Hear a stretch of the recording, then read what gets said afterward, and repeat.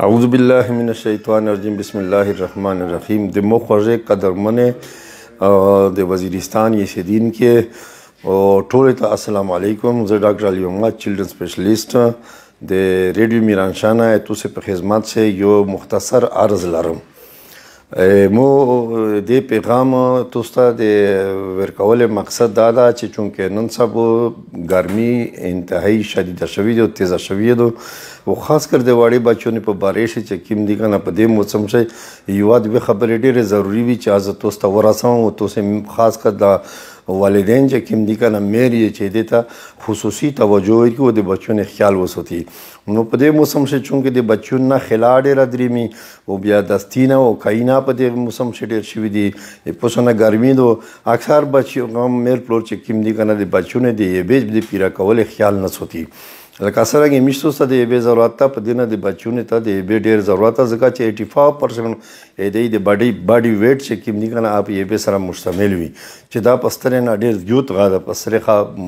انسانونو نه د ضرورت ډیر زیات تا نو د وجه نه چې کیم دي کنه مېر پور د بچونه دی به او سره چې کیم دي کنه د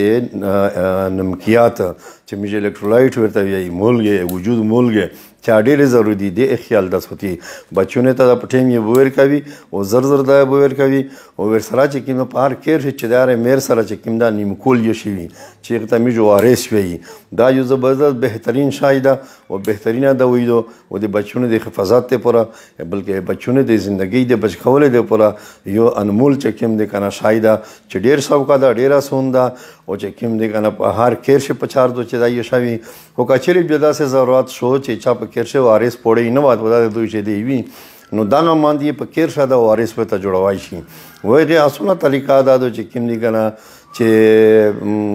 یو جګي برو وخلی چې سلویر ګله صاحب برو وخلی هغه ته وته چمچ چینی ور وچای غاټه چمچ چینی ور وچای وته چمچ او یو چمچ چې کیم دی کنه مولګا ور وچوي او دا چې کیم دی کنه بیا دا ولش یو نیمبو کا په کیر شوی نیمبو ور سره ملاو کو مولګا یو چمچانه مولګا په دوی چټکی د درې ګوته د یو ور ډاکه کو ور ودا چوي دې ته چټکی وي نو دا په کیر شي وارث نیم کول جوړلو بچی ته بار بار ور کوي د بچی د مولګي دی به د خیال سوتي ډیر بچوندا چې بیمور نه وي خو چونکه نمکیات مولګي به کم شي او د ډیر مریض لید شي او خاص کر چې کله کاینه د سینې پېښه د مېر پورې ډیر خیال سوتي او اکای د سینې د ډیر ګرمۍ نه د بچون بچ سوتي او په نن سبا وخت شي دا بچونه دی به د ګرمۍ د بچ کوله دا یو بهترین غاده چې کیم دیګه اوریجه به چې کیم وي سرسار اډل بهترین د چې کله بچونه ته دستینه وي نیم کول و د اوریجه سرسار دا توس ډیر ور کوي بچونه ته بچونه به ان شاء الله چې کیم صحتمند وي.